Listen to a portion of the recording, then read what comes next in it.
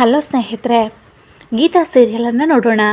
ಗೀತಾ ಸೀರಿಯಲ್ನಲ್ಲಿ ವಿಜಿ ಮತ್ತು ಗೀತಾ ರೂಮ್ನಲ್ಲಿ ಕೂತ್ಕೊಂಡು ಅವರಿಗೆ ಅಟ್ಯಾಕ್ ಆದ್ರ ಬಗ್ಗೆನೇ ಚಿಂತಿಸ್ತಾ ಮಾತನಾಡ್ತಾ ಇರ್ತಾರೆ. ಎದುರು ಕಡೆಯಿಂದ ಬಂದು ಹೊಡೆದಾಡೋಕ್ಕೆ ಆಗದವನು ಹಿಂದುಗಡೆಯಿಂದ ಬಂದು ಈ ಥರ ಮಾಡಿರ್ಬೋದಲ್ವಾ ಅಂತ ವಿಜಿ ಗೀತಾಳ ಹತ್ರ ಹೇಳ್ತಾನೆ.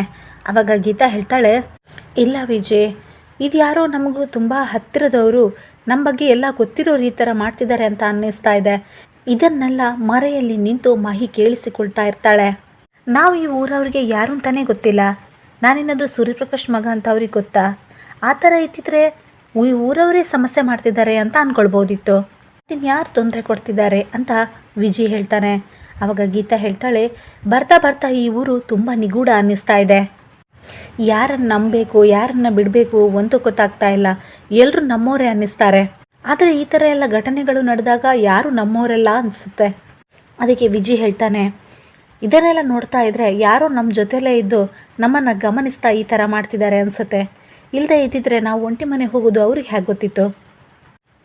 ಗೀತಾ ಹೇಳ್ತಾಳೆ, ಇಲ್ಲಿವರೆಗೆ ನಮ್ಮ ಮೇಲೆ 2 ಸತಿ ಅಟ್ಯಾಕ್ ಆಗಿದೆ, 2 ಸತಿನೂ ಬಚಾವಾದ್ವಿ, ಇನ್ನು 3ನೇ ಸಲ ಏನಾಗುತ್ತೋ ಅಂತ ಭಯ ಆಗ್ತಾ ಇದೆ. ಅದಕ್ಕೆ ವಿಜಿ ಹೇಳ್ತಾನೆ, ಈ ಥರ ಹೆದರ್ಕೊಂಡು ಕೂತ್ಕೊಂಡ್ರೆ ನಮ್ಮ ಕೆಲಸ ಆಗಲ್ಲ ಗೀತಾ, ಎಲ್ಲವನ್ನ ಧೈರ್ಯವಾಗಿ ಎದುರಿಸ್ಬೇಕು.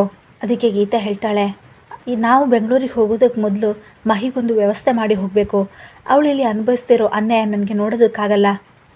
ಅದಕ್ಕೆ ವಿಜಿ ಹೇಳ್ತಾನೆ, ಖಂಡಿತ ಮಾಡೋಣ ಗೀತಾ, ಆದರೆ ಇಲ್ಲಿ ಯಾರಿಗಾದರೂ ಅನುಮಾನ ಬರೋದಕ್ಕಿಂತ ಮೊದಲು ನಮ್ಮ ಕೆಲಸನ ಮುಗಿಸಿ ಹೊರಟೋಗಬೇಕು. ಅದಕ್ಕೆ ಮಹಿ ಅನ್ಕೋತಾಳೆ, ನೀವು ಜೀವಂತವಾಗಿದ್ದರೆ ತಾನೇ ನಿಮ್ಮ ಕೆಲಸ ಮುಗಿಯೋದು, ನೀವು ನಿಮ್ಮ ಕೆಲಸನ ಮುಗಿಸೋದ್ರ ಒಳಗಡೆ ನಾನೇ ನಿಮ್ಮ ಕತೆನ ಮುಗಿಸ್ತೀನಿ ಅಂತ ಅನ್ಕೋತಾಳೆ. ಸಂಜೆ ಆದರೂ ಶಂಕರಪ್ಪ ಮನೆಗೆ ಬಂದಿರೋದಿಲ್ಲ. ರೇಣು ಅವನೇ ದಾರಿನೇ ಕಾಯ್ತಾ ಇರ್ತಾಳೆ. ಮಹಿನು ಅವಳ ಜೊತೆ ನಿಂತ್ಕೊಂಡಿರ್ತಾಳೆ.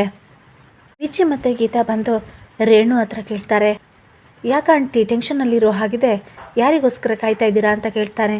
ಅದಕ್ಕೆ ರೇಣು ಹೇಳ್ತಾಳೆ, ಫೋನ್ ಮಾಡಿದರೂ ಫೋನ್ ಆಫ್ ಬರ್ತಾ ಇದೆ, ಇಷ್ಟೊತ್ತಾದರೂ ಅವ್ರು ಇನ್ನೂ ಬಂದಿಲ್ಲ, ಯಾಕೋ ನನಗೆ ತುಂಬ ಭಯ ಆಗ್ತಾ ಇದೆ. ಅದಕ್ಕೆ ವಿಜಿ ಗೀತಾ ಕೇಳ್ತಾರೆ, ಅವರು ಹೋಗೋವಾಗ ಎಲ್ಲಿ ಹೋಗ್ತೀನಿ ಅಂತ ಹೇಳಲಿಲ್ವಾ? ಸಿಟಿಗೆ ಹೋಗ್ತೀನಿ ಅಂತ ಅಷ್ಟೇ ಹೇಳಿದ್ರಲ್ವಾ, ಯಾರ ಮನೆಗಂತ ಹೇಳಿದ್ರಾ ಅಂತ ಕೇಳ್ತಾನೆ. ಅದಕ್ಕೆ ಅವ್ರು ಯಾವಾಗ ಹೋಗುವಾಗಲೂ ಹಾಗೆ ಹೇಳ್ತಾರೆ, ಯಾರನ್ನು ಮೀಟ್ ಮಾಡ್ಲಿಕ್ಕೆ ಹೋಗ್ತೀನಿ ಅಂತ ಹೇಳಲ್ಲ ಅಂತ ರೇಣು ಹೇಳ್ತಾಳೆ. ಅದಕ್ಕೆ ಗೀತಾ ಮಹಿ ಹತ್ರ ಕೇಳ್ತಾಳೆ, ನಿಮ್ಮ ಹತ್ರ ಏನಾದರೂ ಹೇಳಿ ಹೋದ್ರಾ ಅಂತ.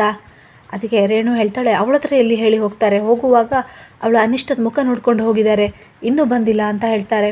ಅದಕ್ಕೆ ವಿಜಯ್ ಹೇಳ್ತಾನೆ, ಬರ್ಬೋದು ಆಂಟಿ, ಹೆದರಬೇಡಿ, ಬರುವಾಗ ಸ್ವಲ್ಪ ತಡ ಆಗಿರ್ಬೋದು, ಬರ್ಬೋದು ಅಂತ ಹೇಳ್ತಾನೆ.